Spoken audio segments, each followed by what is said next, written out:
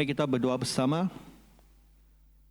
Bapa kami di syurga, kami berdoa pada masa sekarang kerana kami akan mendengar firman-Mu. Kami juga berdoa supaya Tuhan menyediakan hati kami untuk menerima firman-Mu dan juga membuka telinga kami untuk mendengar.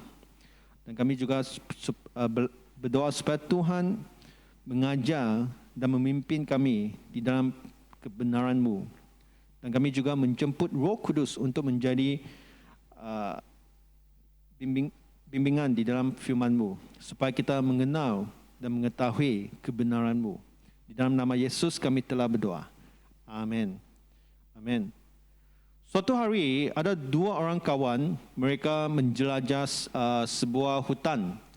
Dan di dalam perjalanan, di dalam pengembaraan mereka, tiba-tiba mereka nampak seekor harimau. Okay? Dan mereka cuba melarikan diri daripada harimau itu.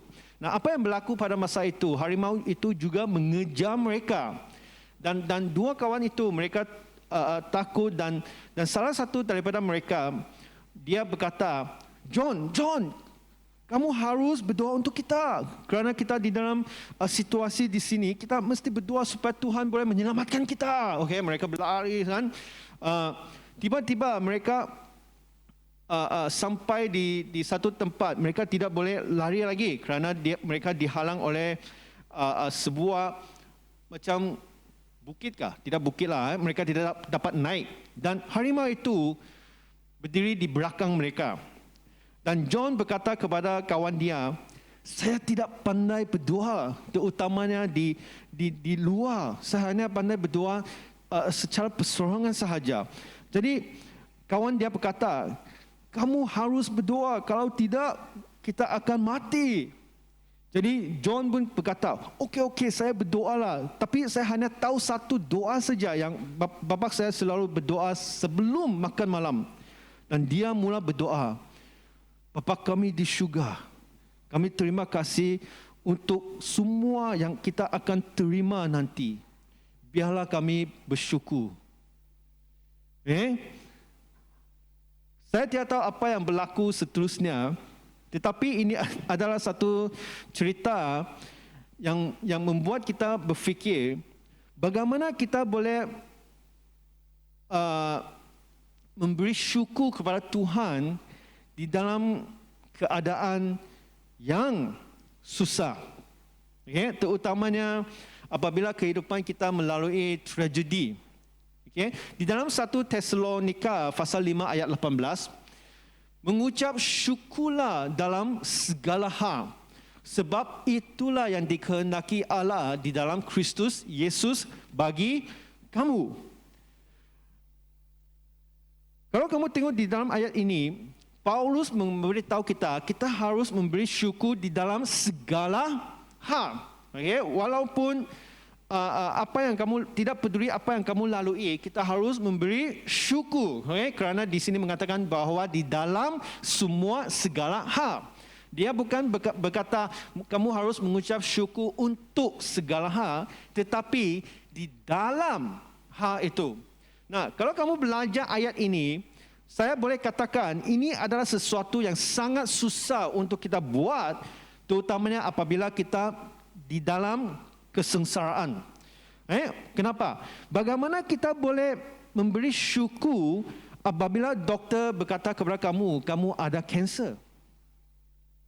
Bagaimana kamu boleh memberi syukur apabila orang yang kamu kasihi meninggalkan kamu? Bagaimana kamu memberi syukur apabila kamu berhadapan dengan masalah kewangan? Bagaimana kamu memberi syukur apabila kamu melalui kesengsaraan di dalam kehidupan? Ini adalah sesuatu yang sangat-sangat susah untuk kita buat. Bagaimana kita boleh mengucap syukur di dalam segala hal? Kita bukan macam kawan tadi itu. Apa yang kita akan terima nanti, biarlah kami bersyukur. Walaupun berdepan dengan harimau. Maksudnya kamu akan matilah. Nah, tetapi di dalam Alkitab juga mengajar kita Satu-satunya cara untuk memastikan pengharapan kita masih ada apabila kita berhadapan dengan kesengsaraan adalah mengetahui apa yang akan berlaku di masa depan. Barulah kita boleh memberi syukur sekarang. Walaupun kita melalui sesuatu yang sangat susah, sengsara ataupun sesuatu yang sangat menekan, tetapi kita tahu apa yang akan berlaku di masa hadapan, ini memberi kita satu pengharapan yang pasti di dalam kehidupan kita. Oleh itu, khotbah pada pagi ini adalah pengharapan terbesar anda adalah mengetahui apa yang berlaku di masa hadapan dan supaya kita boleh memberi syukur di dalam segala hal. Nah, kalau kamu tengok di dalam Alkitab, apa yang kamu belajar, apa yang kamu baca daripada perjanjian lama ataupun perjanjian baru, setiap penubuatan yang dibuat mengenai kedatangan Yesus, 2000 tahun yang lalu, ia juga memberitahu sesuatu 8 kali. Setiap kali ia memberitahu kepada kita apa yang akan berlaku apabila Yesus dilahirkan di Bethlehem. Alkitab juga memberitahu kita 8 kali, dalam 8 kali lah, bahawa Yesus akan datang kali kedua. Dan kedatangan yang kali kedua adalah yang paling penting bagi setiap kita. Kerana kita tahu apa yang akan berlaku pada akhir.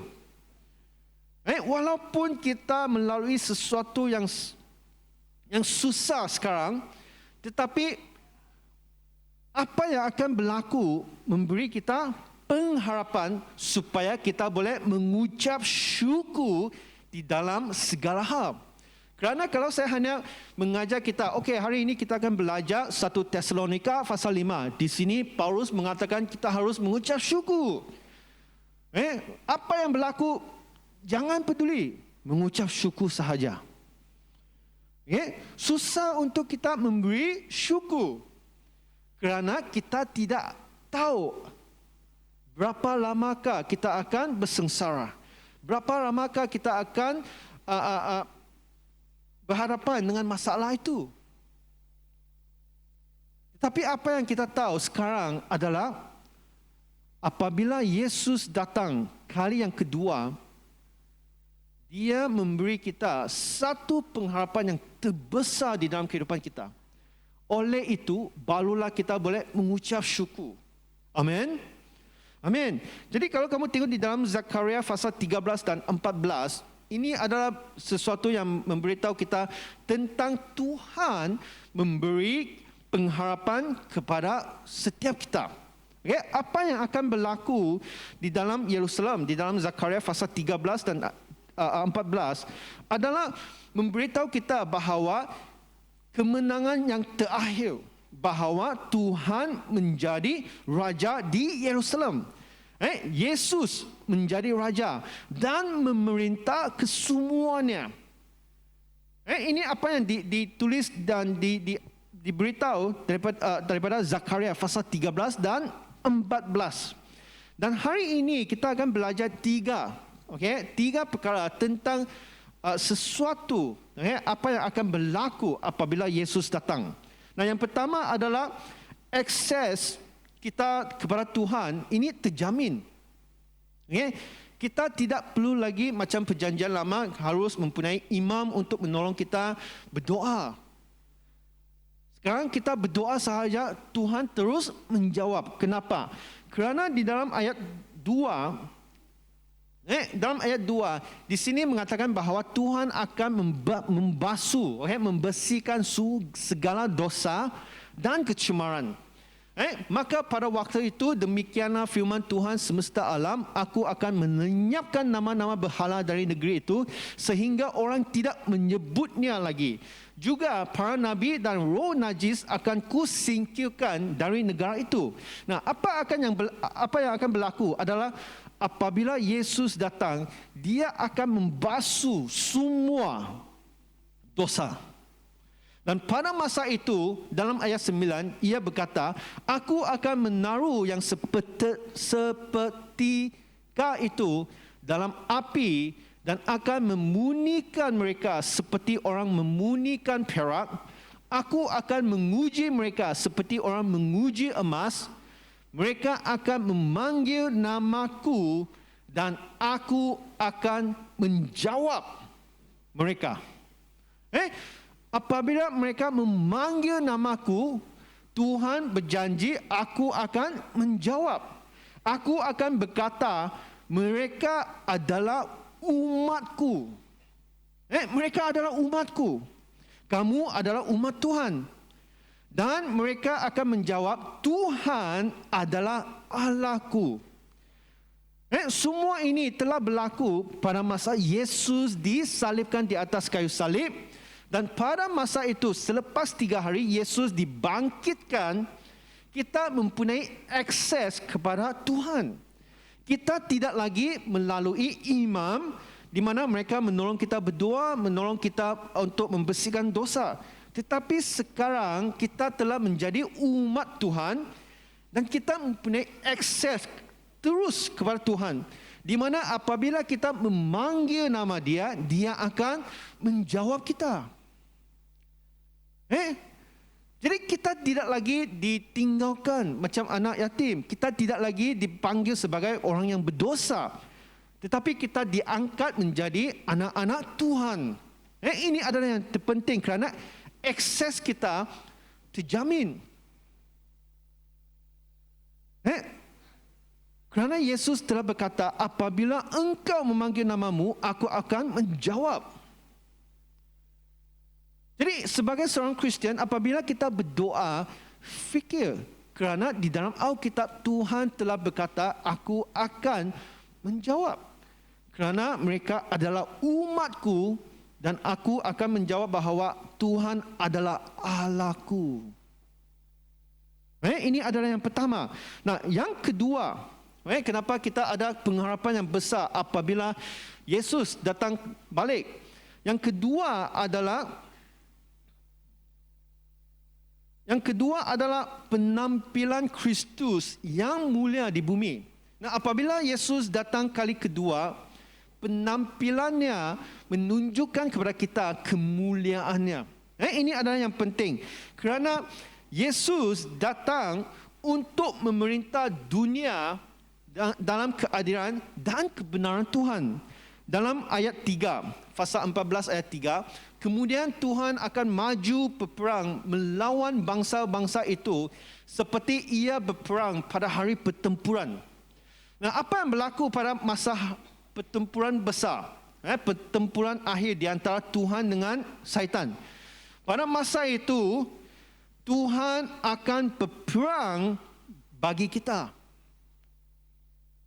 Ini adalah janji daripada Tuhan. Nah, apa yang kita boleh belajar daripada ayat ini adalah apabila kita berhadapan dengan masalah, jangan fikir bahawa kita keseorangan. Jangan fikir bagaimana, kadang-kadang apabila kita berhadapan dengan masalah, kita fikir bagaimana kita boleh menjauhkan diri dari masalah itu. Betul atau tidak? Kadang-kadang kita berdoa, Tuhan, jauhkan saya daripada masalah itu, jauhkan saya daripada tekanan itu. Tetapi kita harus bertanya kepada diri kita, berapa jauhkah, berapa dekat kamu dengan Tuhan? Jangan fikir kamu boleh melarikan diri dari masalah kamu. Tetapi kita harus berfikir berapa dekat kamu dengan Tuhan. Kerana Tuhan di sini berkata, saya akan berperang untuk kamu, saya akan berlawan untuk kamu. Jadi apa yang kita harus buat di sini adalah memastikan diri kita berdekat dengan Tuhan. Berdoa dengan Dia. Apabila kita berhadapan dengan masalah, datang kepada Tuhan. Kadang-kadang kita cuba melarikan diri. Tetapi ini adalah mustahil. Walaupun kamu boleh melarikan diri dari satu masalah, tetapi masalah tetap akan datang ke dalam kehidupan kamu. Jadi apa yang kamu harus buat adalah memastikan kamu dekat dengan Tuhan. Go near with God, not get away from your problem. Right? Kita selalu berfikir melarikan diri, tetapi kita harus berfikir, adakah kita dekat dengan Tuhan? Pastikan kita dekat dengan Yesus. Itu yang penting. Kerana hanya itu, Tuhan akan menolong kita, berperang untuk kita dan menerima segala serangan daripada musuh. Okey? Jadi kalau kamu tengok di sini, walaupun kita tidak boleh melepaskan diri kita daripada pertempuran dengan syaitan, ataupun kita tidak boleh melarikan diri dari masalah-masalah kita, tetapi Tuhan berjanji bahawa Dia akan bersama dengan kita dan Dia juga berjanji apa yang berlaku. Dia memberi kita satu kemenangan yang pasti di dalam ayat 9. Maka Tuhan akan menjadi raja atas seluruh bumi. Pada waktu itu Tuhan adalah satu-satunya dan namanya satu-satunya. Di sini Zakaria memberitahu kepada kita, apabila Yesus kembali lagi, semua ini akan tewas. Walaupun kita masih belum nampak, tetapi ini adalah apa yang dijanjikan oleh Tuhan. Kemenangannya yang pasti pada waktunya sendiri memberi kita sebab untuk memuji Dia dan bersyukur dalam setiap keadaan. Kalau kamu mengambil kemenangannya dari pengharapan kamu, kita tidak mungkin akan bertahan. Kita tidak ada sesuatu yang boleh memberi sebab untuk kita memuji Tuhan. Kita tidak ada sebab untuk memberi syukur. Dengan mengetahui bahawa kedatangan Dia juga membawa kemenangan yang pasti, barulah kita ada sebab untuk memuji Dia. Amin. Nah, dan yang terakhir, walaupun Tuhan telah memberitahu kepada kita bahawa Dia akan datang lagi, Dia juga memberi kita jaminan. Tuhan kita juga memberi kita jaminan di dalam Alkitab, di dalam firman-Nya. Dalam ayat 14 hingga ke 21, Dia memberi kita 3 jaminan. Jaminan yang pertama adalah Alkitab, buku ini meyakinkan kita bahawa Raja Yesus akan mendirikan kerajaan-Nya. Kerajaan Allah telah datang, tetapi belum lagi sempurna. Oleh itu, kita masih nampak kesengsaraan di dalam dunia ini. Kita masih nampak orang masih mati, orang masih menghadapi dengan penyakit. Kerana semua ini belum lagi sempurna, kerana kerajaannya belum lagi sempurna. Tetapi dalam Alkitab, dalam buku Wahyu telah memberi kita satu jaminan bahawa meyakinkan kita apabila Yesus datang lagi, Dia akan mendirikan kerajaannya. Oleh itu kita harus tunggu, bertahan, bersabar.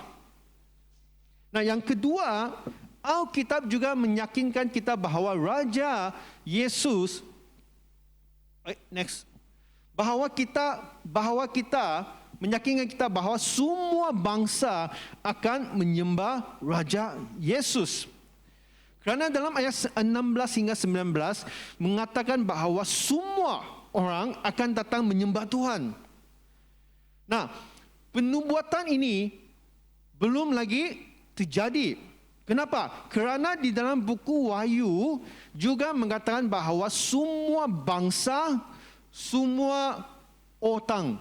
Okay? Semua bangsa, semua orang akan datang memuji, menyembah Raja kita. Ini memberi kita satu jaminan, meyakinkan kita. Dan yang terakhir adalah Alkitab meyakinkan kita bahawa kekudusan Raja Yesus akan menang. Dan inilah sebab kita tahu iman kita tidak tersia-sia. Apa yang kita lalui sekarang tidak tersia-sia. Kerana kedatangan dia, kemenangan dia memberi kita pengharapan sekarang. What is happening in the future give us hope to endure.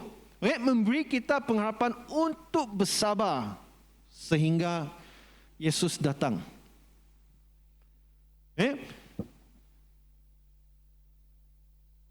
Contoh seperti apabila kamu terperangkap di dalam sebuah gua. Di dalam sebuah gua, kamu tidak boleh mencari jalan keluar. Kamu berputus asa. Kerana setiap hari kamu cuba berjalan, tidak nampak juga jalan keluar. Jadi apabila kamu mau membuat keputusan untuk berputus asa, tiba-tiba ada satu cahaya jauh dan tinggi di dalam gua itu. Dan cahaya itu memberi kamu motivasi bahawa kamu tahu, kamu percaya bahawa itu adalah jalan keluar.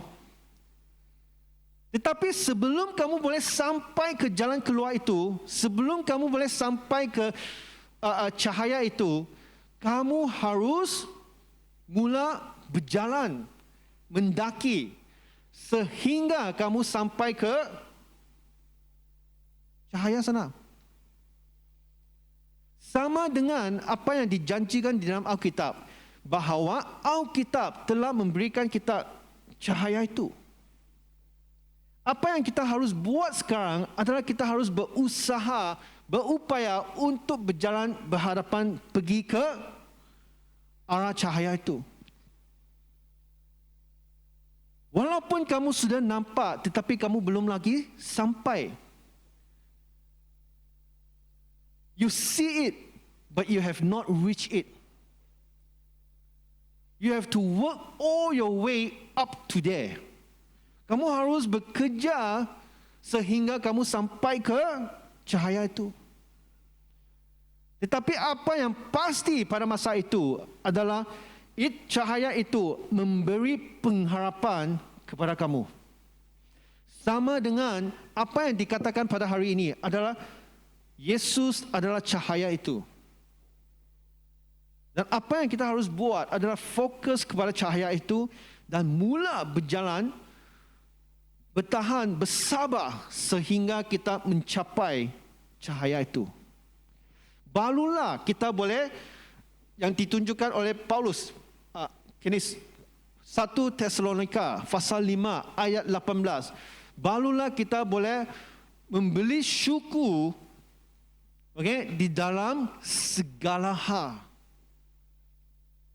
Barulah kita boleh berkata, berdoa kepada Tuhan, bersyukur kepada Tuhan. Sama dengan dua orang itu. Apabila mereka berhadapan dengan harimau, apa yang didoakan oleh dua orang itu adalah, biarlah kami bersyukur dengan apa yang kami akan terima. Dan selepas mereka habis berdoa, mereka berbuka mata. Dan mereka nampak harimau itu menutup mata dia dan macam tidur di hadapan dia. Dan pada masa itu dua orang mereka fikir bahawa mereka telah terselamat. Tetapi harimau itu juga berdoa. Terima kasih Tuhan kerana memberikan saya makanan yang sedap.